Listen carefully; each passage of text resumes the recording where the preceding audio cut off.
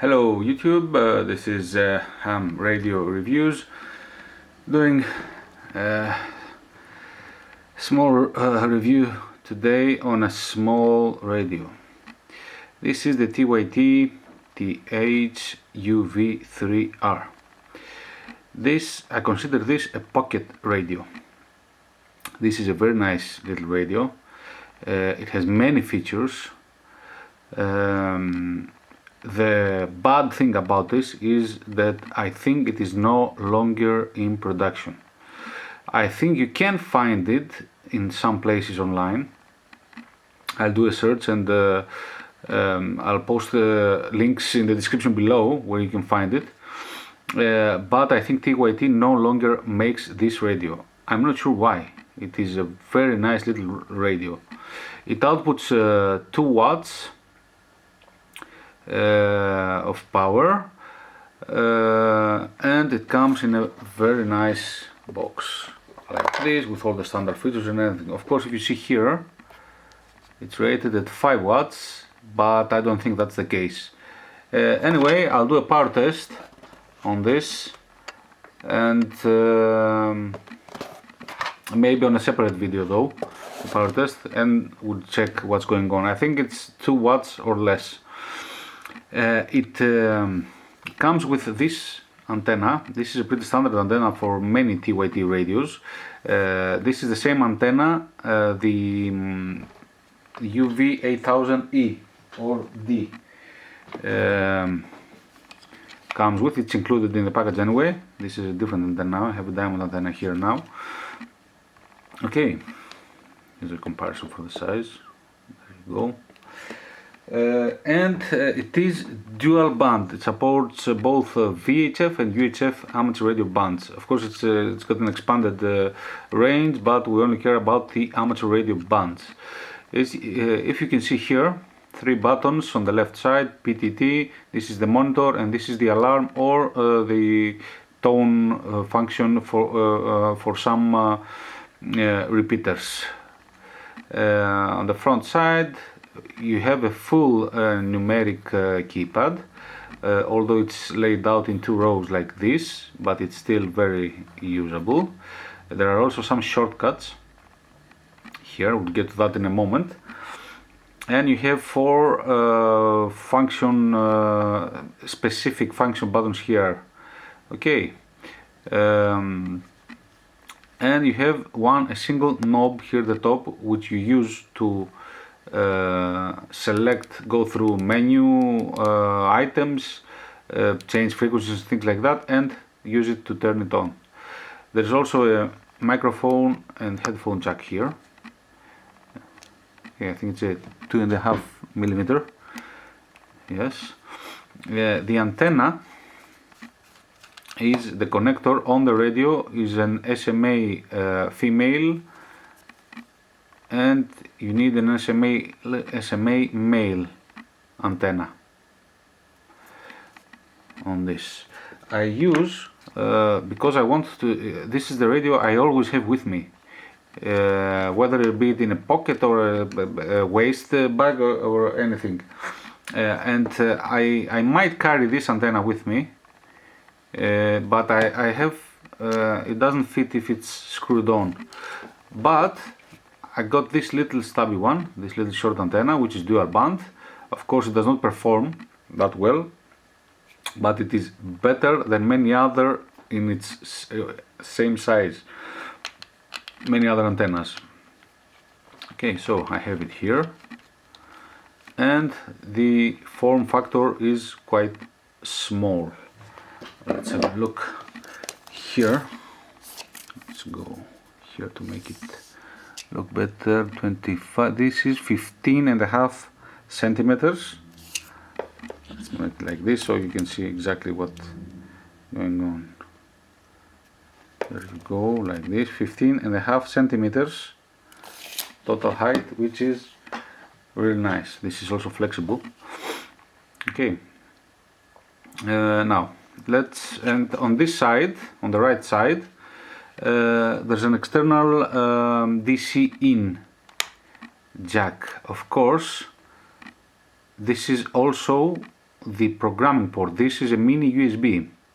You can charge it from a power bank or if you plug it into a USB port on your computer through this port, and you can also program it. The programming cable, you need a specific programming cable with a mini USB. You cannot program this radio with a simple USB cable you use to charge it with, regardless if that cable can be used for data or not. You cannot program it. You need a specific programming cable. I'll find one and put a link in the description for this. The funny thing about this radio is that I never got a programming cable. I have programming cables for all my other radios, but not for this one. I am programming this radio by hand, and I'll show that later. And on the back we have one of the two things I don't like about this radio, and this is the belt clip. Look at this thing here. There's no spring here or anything. This is just screwed in here. And look at this thing. This is very tight. Okay, you can't just hold it and slide it to your belt. It's very difficult. It's not very usable. I think I might actually remove it completely because I'm not using it. Okay, this is the first of the two things I don't like about this radio. I'll talk to you about the other thing later. Now, it takes a 3.7 volt lithium battery, not a 7.4, a 3.7. That's why it can only output 2 watts. And there's a latch here that locks the back of it. Now it is unlocked, and you slide the cap here like this. Okay, this is the battery it comes with. I have it for around 2 years. I've chipped the plastic here, but it doesn't affect the operation. This is a 1500 milliamp hour battery at 3.7 volts. When I first saw this battery, actually the battery was one of the reasons I got this radio, because it reminded me of something. And what it reminded me of? It reminded me of this battery. This is from an old Nokia cell phone I have. BL5C is the code. Okay, this is not a 1500 milliamp hour. This is 1020 milliamp hour capacity battery, but I can still use it with the radio. If you see here, they are the same battery. Okay, and this is my second battery for this radio. Plug it in like this. Cap goes like this. There's no spring mechanism here. I need to lock it again, and it's good to go. Now let's put its own battery again, because there's a lot of things we need to do here. So I like this very much about the battery. Let's have a look at the back here. Well, not much. It also says 5 watts here. Not sure if you can see it. It also says 5 watts. But in the very nice manual it comes with here, if you go to the specifications, I think they're in the back, yes. Here it says 2 watts. Less than or equal to output power 2 watts. And on low 0.8 watts. Okay, I think this is the only place where it is correct about the output power. Everything else where I see it, I think it's wrong. Tools and the power test.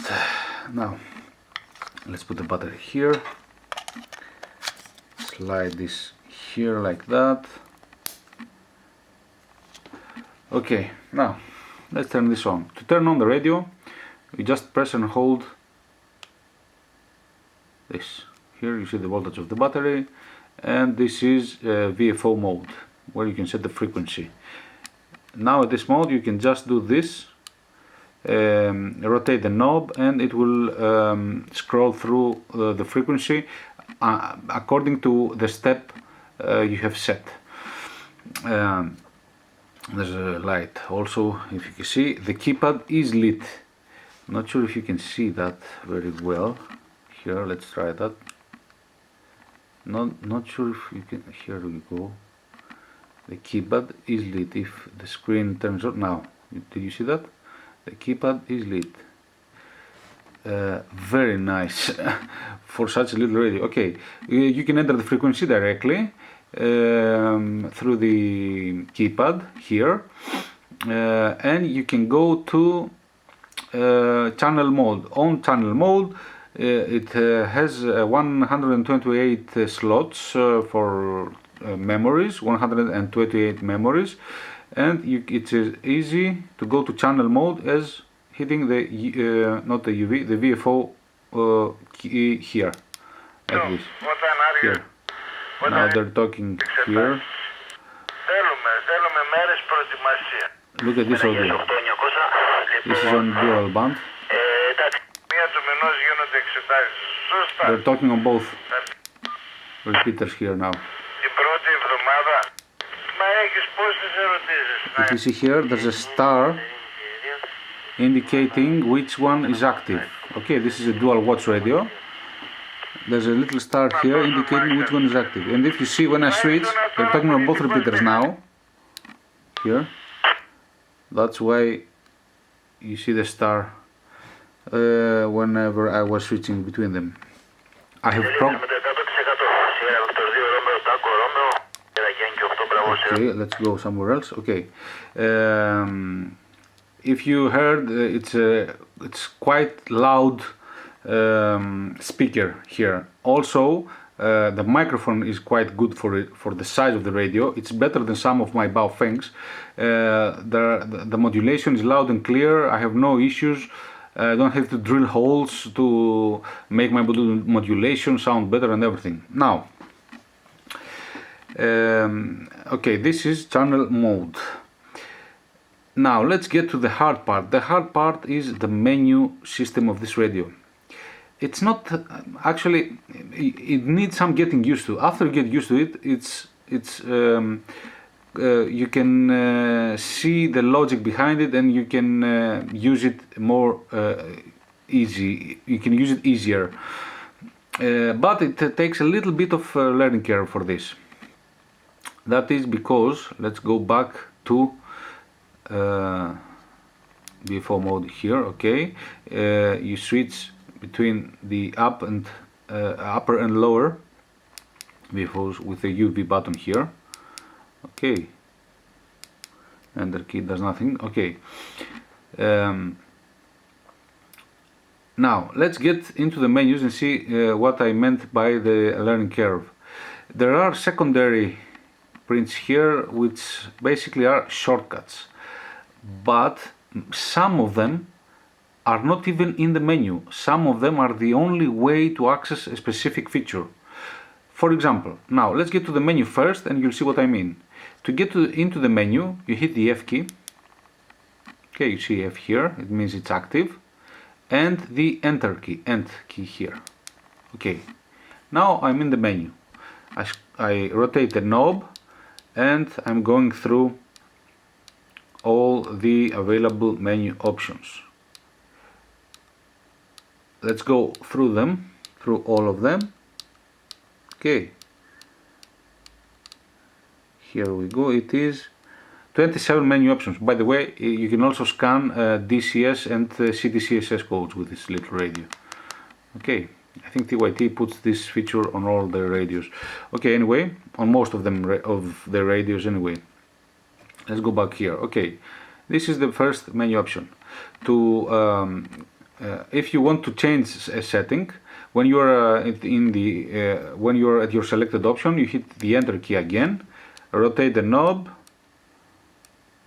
to change the setting, enter again to save it. To go out of the menu, you either hit the F key or the UV key. It's the same thing.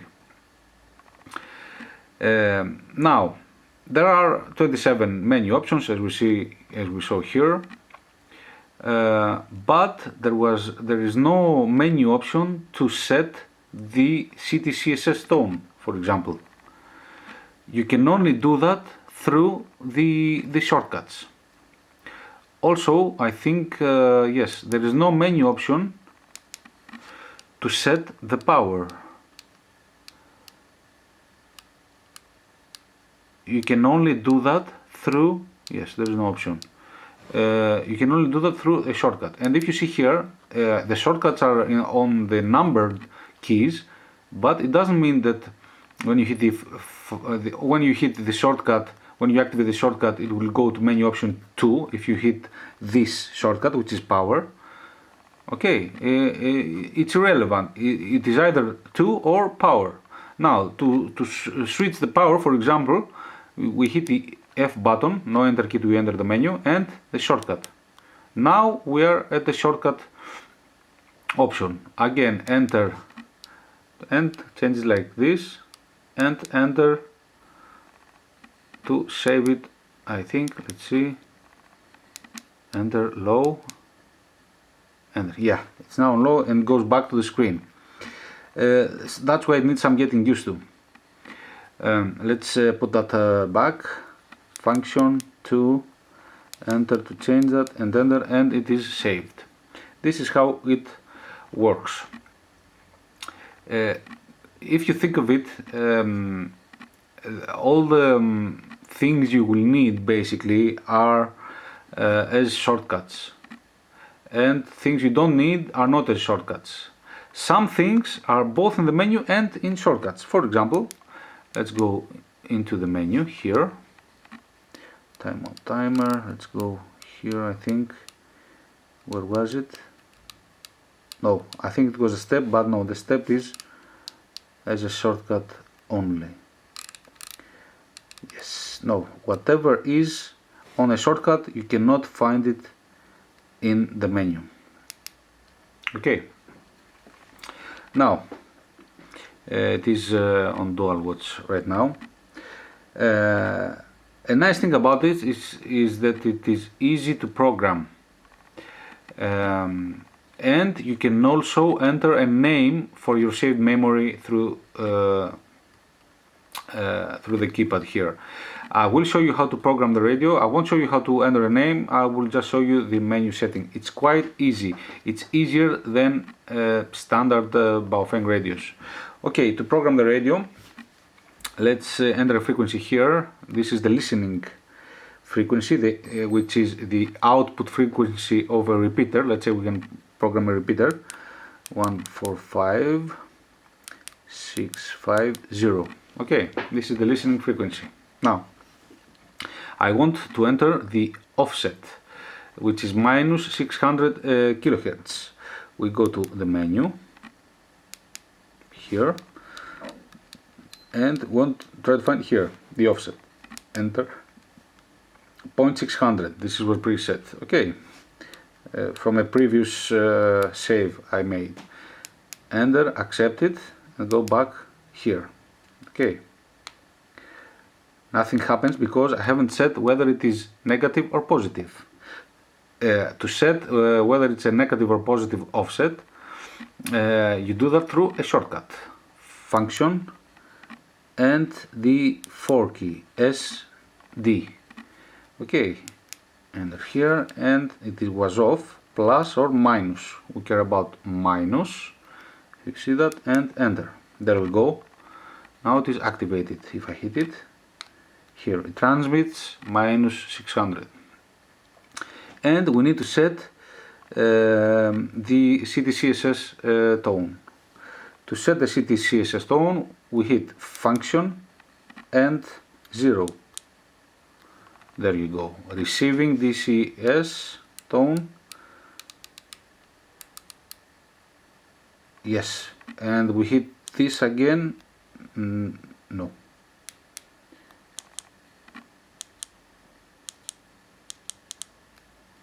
Let's see.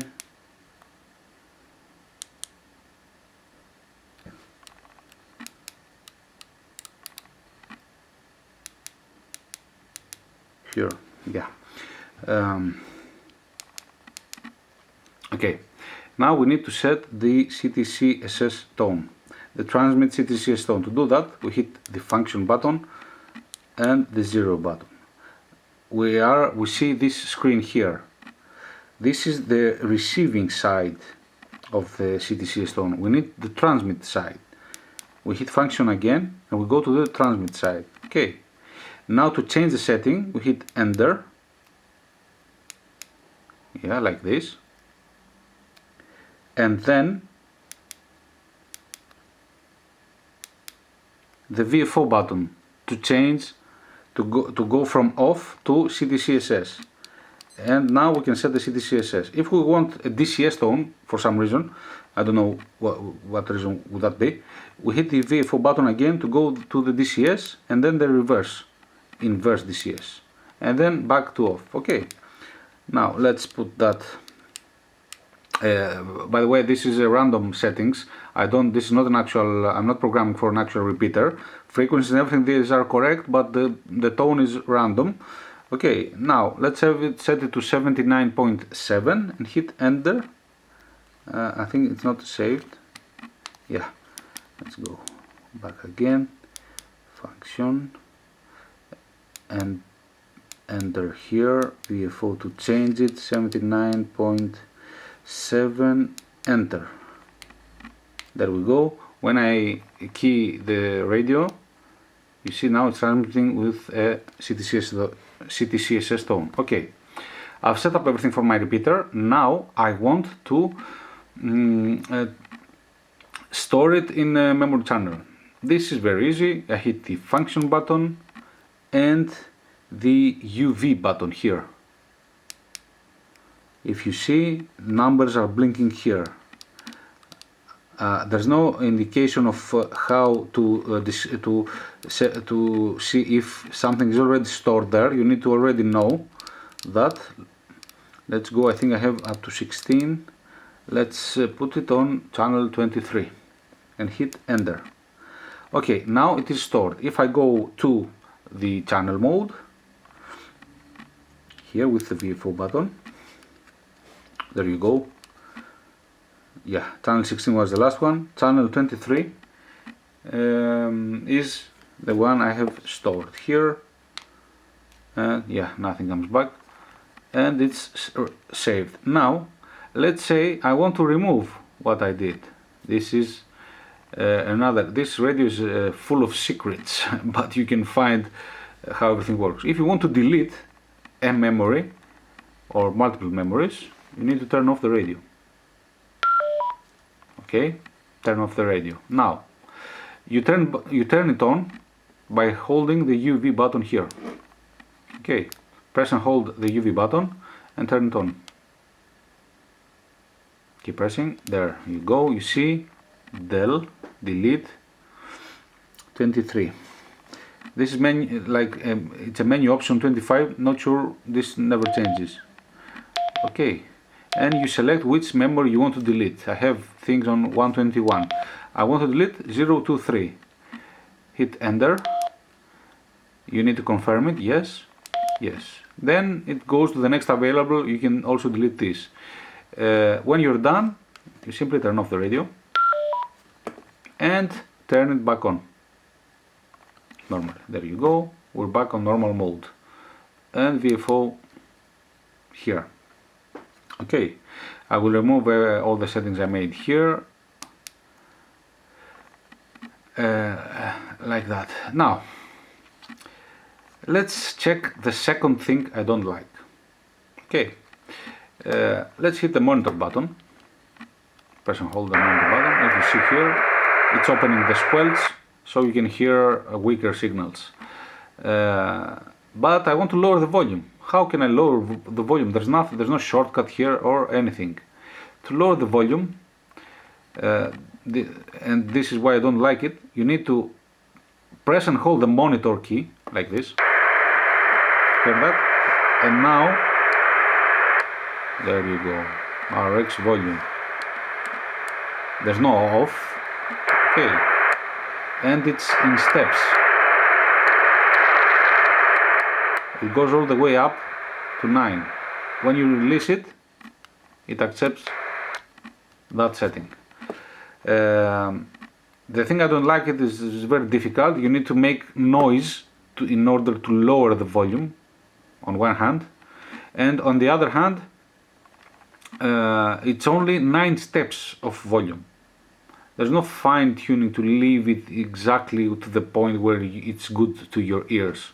There are 9 predefined steps for the volume. I don't like this thing. However, I found out, at least for setting the volume, an easier way, and that is easier depending on how you look at it, of course.